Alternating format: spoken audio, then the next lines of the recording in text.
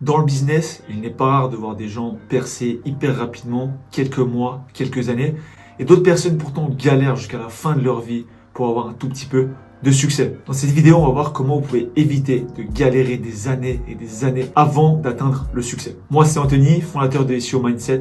J'espère que vous allez bien et aujourd'hui, on va voir justement les erreurs qu'il faut absolument éviter pour attendre des plombes avant d'avoir du succès. Je fais cette vidéo un peu généraliste parce qu'on a beaucoup de nouveaux arrivants de TikTok et des différents réseaux sociaux que j'ai lancés récemment. Donc je pense qu'il est bien de faire cette petite vidéo pour vous aider à vous orienter et aller plus rapidement vers vos objectifs. Déjà, il faut savoir, moi, ma philosophie, c'est que tout le monde peut réussir. Évidemment, on n'est pas tous égaux.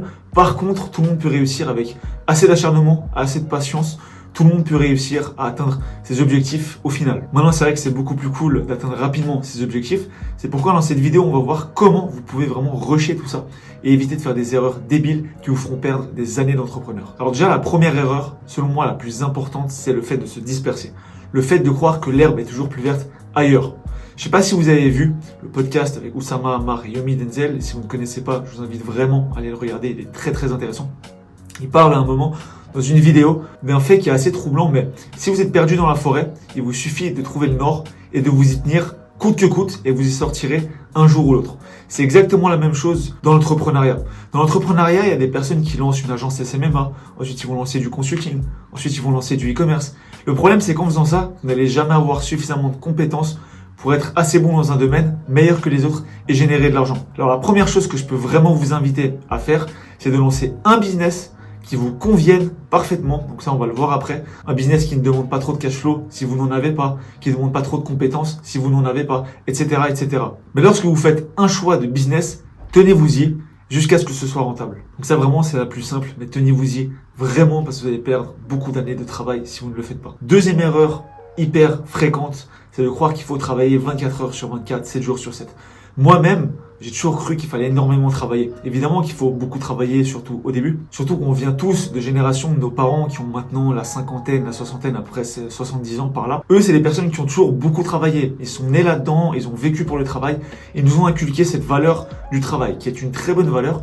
Mais maintenant, il est très important de comprendre que le plus important n'est pas que de travailler comme un fou, mais de travailler également intelligemment. C'est une phrase qui est très bateau et que je critiquais énormément dans mes débuts, mais le plus gros problème du fait de travailler de manière acharnée et de ne pas se poser de questions, c'est justement que vous ne vous posez pas de questions et vous n'allez pas chercher les raccourcis. Typiquement, dans ces 3 derniers mois, j'ai développé plusieurs logiciels qui m'ont permis d'automatiser des tâches que je faisais avant et finalement, j'arrive à être 100 fois plus productif en allumant seulement mon PC et en lançant les automatisations. Donc vraiment, travaillez ardemment, travaillez beaucoup, mais aussi réfléchissez comment automatiser les choses, comment faire pour que ça vous prenne moins de temps tout en faisant les choses correctement. D'ailleurs, il y a aussi une phrase qui a été dite à ce propos-là, je me souviens plus du nom de l'auteur, mais il a dit, si on me donnait 6 heures pour couper un arbre avec une hache, je passerais 4 heures à aiguiser ma hache et 2 heures à taper dans l'arbre. C'est exactement ça, il faut être intelligent, réfléchir, analyser et travailler quand il est vraiment nécessaire. La troisième erreur de cette vidéo, ça va être de mal gérer son capital, mal gérer son argent. Beaucoup trop de personnes vont s'acheter des t-shirts Givenchy, vont s'acheter des sacs Gucci, vont aller au restaurant dépenser 200 € quand ils ont 200 € de côté. Ça, c'est vraiment une grosse erreur parce que on est dans le capitalisme. Et c'est pas pour rien qu'on retrouve le mot capital dans le mot capitalisme. C'est tout simplement parce que c'est le capital qui va vous permettre de vous enrichir de plus en plus. Alors au lieu de jeter votre argent par la fenêtre qui est si précieux, gardez-le de côté, investissez-le dans vos business, investissez-le pour apprendre des choses, investissez-le correctement même, que ce soit à la bourse, que ce soit dans les crypto-monnaies, etc. Je ne connais pas forcément ces domaines, donc je vous donne pas de conseils à ce niveau-là. La quatrième erreur qu'on va bien trop souvent retrouver chez les jeunes entrepreneurs, c'est le fait de lancer des business qui nécessitent trop de cash flow. On a tous envie de devenir riche rapidement, d'être libre rapidement, de faire beaucoup d'argent rapidement.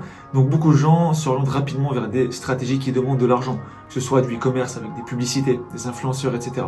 Le problème, c'est quand on n'a pas de cash flow, déjà ça va être compliqué d'investir des sommes qui soient réalistes pour réussir dans ces business-là. Et surtout, ça va créer un énorme stress chez vous. Quand vous avez 3 000 € de côté, si vous investissez 2 000, vous allez être très très très stressé à l'idée de les perdre.